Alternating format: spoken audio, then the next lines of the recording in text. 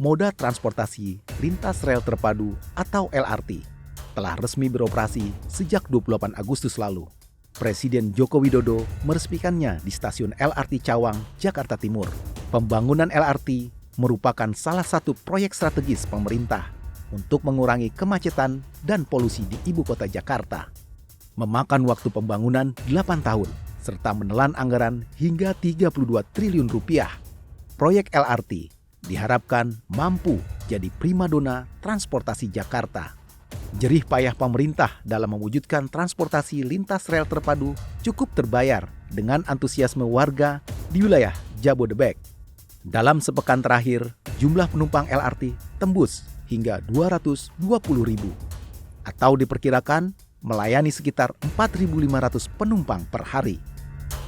Meski belum menjadi pilihan utama, setidaknya LRT memiliki potensi sebagai transportasi umum yang dapat menyerap banyak penumpang, yang ujungnya untuk mengurangi peredaran kendaraan serta emisi karbon di lalu lintas kota.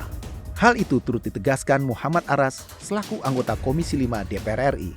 Dan pada akhirnya juga berharap bahwa minat masyarakat juga betul-betul bisa berminat menggunakan LRT.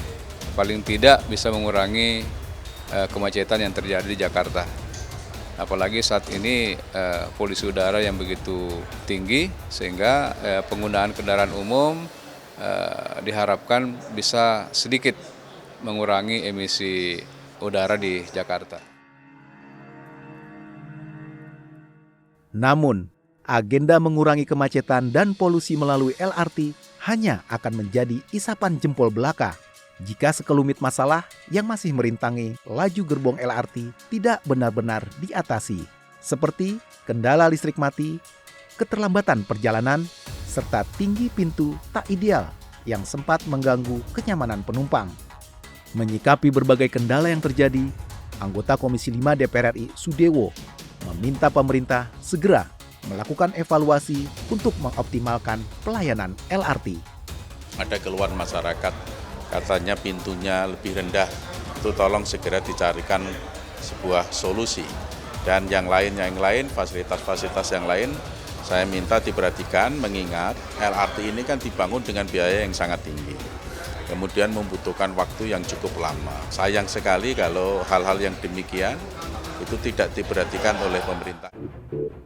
Sementara, menurut anggota Komisi 5 DPR RI, Suryadi Jayapurnama, kurangnya area parkir di beberapa stasiun LRT menjadi salah satu permasalahan yang cukup strategis. Tata letak serta kapasitas lahan parkir dinilai sangat berpengaruh dalam menumbuhkan minat penumpang LRT. Jadi ini kita inginkan kenapa LRT ini dikembangkan, itu meminimalisir atau mengurangi para penumpang menggunakan kendaraan pribadi. Ya. Tapi kalau ternyata parkirnya di situ tidak ada, ya akhirnya kan orang mau parkir tempatnya jauh lalu berjalan kaki, akhirnya mereka memilih untuk menggunakan kendaraan pribadi karena waktu tempuhnya yang juga tidak bisa dihemat gitu. Menteri Perhubungan Budi Karya Sumadi turut merespon berbagai keluhan masyarakat serta desakan anggota dewan. Tindak lanjut evaluasi dipastikan terus dilakukan melalui koordinasi bersama pihak terkait.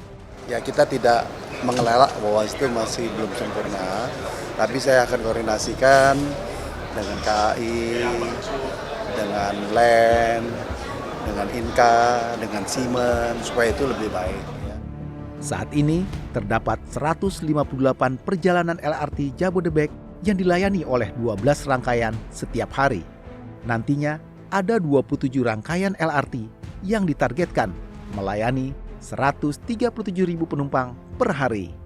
Oleh karena itu, berbagai kendala yang terjadi tidak boleh terulang kembali. Pada akhirnya, target besar mengurangi polusi dan kemacetan dapat benar-benar terrealisasi, bukan sekedar solusi dalam bentuk narasi. Tim Liputan TVR Parlemen melaporkan.